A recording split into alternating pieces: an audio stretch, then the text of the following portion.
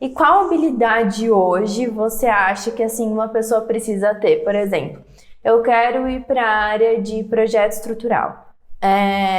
Qual habilidade que ela tem que ter para conseguir entrar numa vaga, para hidro, para elétrico, enfim, para as especialidades mais específicas? O que você acha que poderia fazer a diferença de uma pessoa assim entrar no mercado? Então, quando eu vou fazer uma entrevista ou quando a gente vai buscar um profissional no mercado de trabalho, a gente já sabe que esse profissional ele não vai ter uma experiência já, porque a gente não está contratando sêniors, né? Então a gente está contratando ou trainee, no máximo ali um júnior, né? Então, até por questões salariais e coisas do gênero.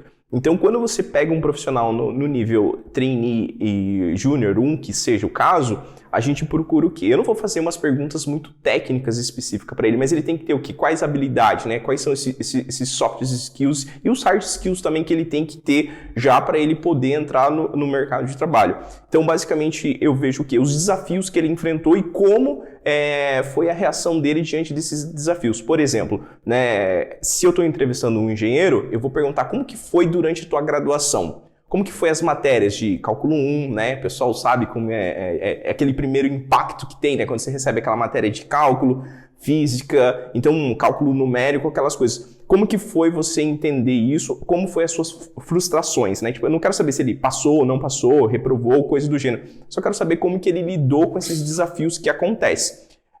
Dentro do escritório de engenharia, a gente tem o quê? Os desafios do dia a dia. Para o setor de projeto estrutural, a gente tem que ter uma habilidade de conhecimento da parte de estrutura, né, que envolve toda aquela questão que a gente vê na graduação e um pouquinho mais além. Então, assim, hoje a Soueasy, ela desenvolveu aquela master de projeto estrutural para que o aluno consiga ver do básico ao executivo de um projeto como ele funciona. Ele não precisa dominar todos os setores, mas ele tem que conhecer para que quando ele entre no escritório, ele consiga seguir uma metodologia. Então, cada escritório tem a sua metodologia, mas se você conhecer pelo menos uma, é mais fácil você adaptar no setor. Então, quando a gente busca essa contratação, a gente está entendendo que esse profissional ele não vai ter essa experiência completa que a gente gostaria, mas ele pode ter o quê? Habilidades básicas, né? Entender das frustrações, porque nem sempre num projeto estrutural você encaixa tudo certinho, né? Então você tem que ter o quê? Além da comunicação com os outros projetistas, né? Até para questão de compatibilização, você tem que ter então uma habilidade de saber comunicar com pessoas, saber redigir boas perguntas para você poder compatibilizar essas informações com os outros projetistas, né? Então esses são pontos básicos já inicial que você tem que ter essas habilidades, saber se comunicar. E eu sempre falo, pessoal, na faculdade é o momento de você desenvolver isso, apresentar bastante seus trabalhos, porque às vezes eu posso pegar, não interessa se você é sênior ou se você é estagiário, você vai fazer uma apresentação lá na nossa empresa, né? Então você tem que ter a habilidade de falar em público, você tem que ter aquela dicção boa, passar a sua ideia, né? Então isso que a gente cobra às vezes na entrevista, falar um pouquinho de você. Às vezes é difícil a gente falar da gente, mas se você souber ter uma linha de raciocínio, isso é avaliado numa entrevista inicial, né? Legal. Na Broca eu ainda não contratei outros engenheiros, né? Então eu sempre contratei estagiários. Mas lá a gente faz alguns testes. Eu desenvolvi uma metodologia de contratação.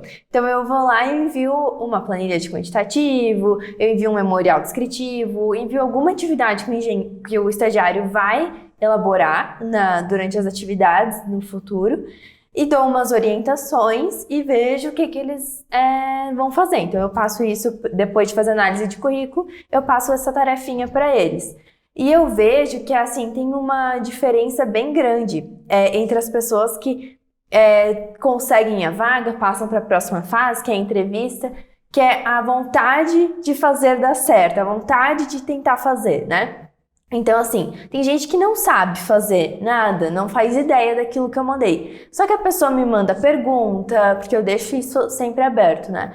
A pessoa manda pergunta, ela pesquisa, ela vai ver o que é, eu não entendi muito bem se é isso, você pode confirmar, né? Então, ela vai me mandando e daí eu faço essa análise, né, da participação da pessoa na tarefa, a vontade que ela teve de ir atrás e resolver. Eu acho que isso, às vezes, é muito mais importante do que realmente o que ela sabe, né? Não sei se você concorda comigo em relação a isso também.